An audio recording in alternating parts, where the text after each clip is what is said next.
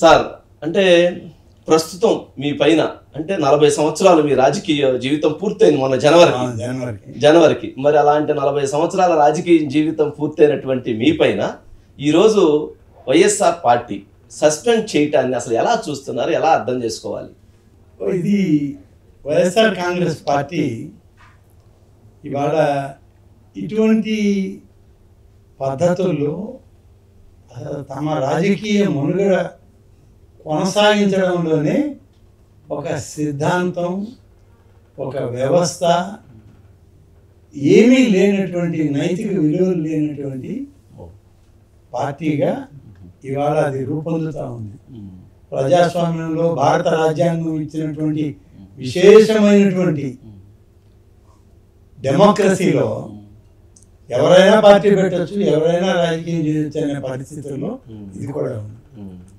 రాజ్యాంగం చాలా విలువలతో కూడిన సమాచారం ఇచ్చిన, ఆదేశాలు ఇచ్చిన, దాన్ని వక్రీకరించుకొని తప్పుడు మార్గాల్లో కొన్ని రాజకీయ పార్టీలు ఇటీవల బయటపడ్డాయి.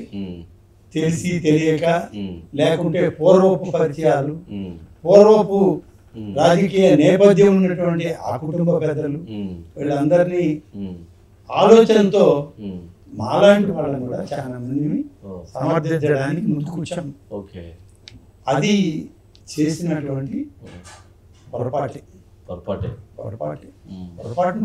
ఒప్పుకోవడంలోనే నిజాయితీ ఉంటుంది. అంటే మీరు అసెంబ్లీలో రాజకీయ ఉగ్రవాది అని మీరు వైఎస్ జగన్మోహన్ రెడ్డి గారిని విమర్శ చేశారు అసెంబ్లీ సాక్షిగా. మరి తర్వాత మరి ఆ పార్టీలో చేరారు, దాన్ని ఎలా చూడాలంటారు?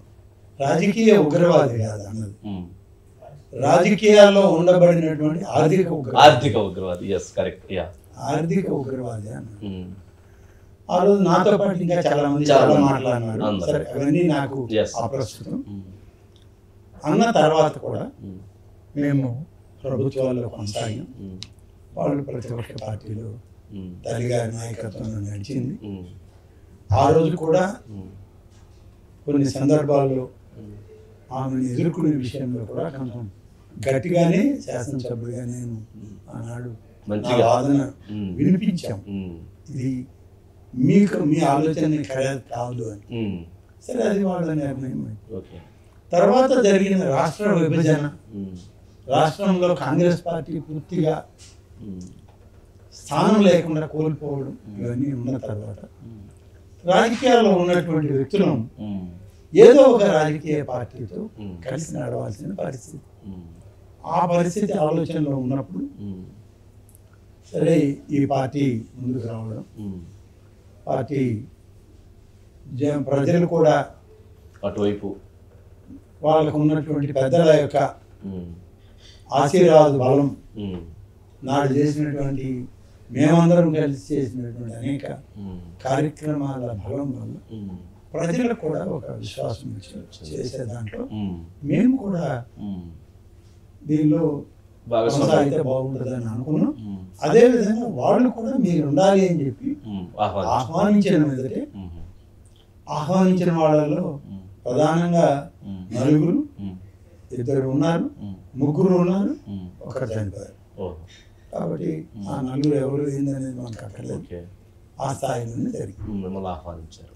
మరి ఆహ్వానించి మిమ్మల్ని తీసుకున్నప్పుడు మరి 4 సంవత్సరాల మీ ప్రయాణంలో అంటే 1983 నుంచి ఆనం రామనారాయణ గారిని చూస్తే, సరే ఏసీ సుబ్బారెడ్డి గారి దగ్గర చూడకపోయినా కానీ 83 ఎన్టీ రామారావు గారు దాంట్లో అక్కడ మీరు గెలిచిన దగ్గర నుంచి ఇప్పటి వరకు చూస్తే ఆనం రామనారాయణ గారు అంటే ఒక బ్రాండ్. ఆనం అనేది ఒక బ్రాండ్ క్రియేట్ చేశారు. అది ఒక ఫైనాన్స్ మినిస్టర్గా కావచ్చు, ఆర్ఎండ్బి మినిస్టర్ కావచ్చు, ఐఎన్పి మా శాఖ మంత్రిగా కావచ్చు, లేదా అంతకుముందు ఉన్నటువంటి ఇతర పోర్ట్ఫోలియోస్ కావచ్చు. మరి ఇన్ని శాఖలు ఇంత నిర్వహణ కలిగినటువంటి ఆనం రామనారాయణ గారు ఈ 4 సంవత్సరాల ప్రభుత్వ పరిపాలనని ఎలా చూస్తారు? మీ అనుభవాన్ని ఎలా చెప్తారు ప్రజలకి?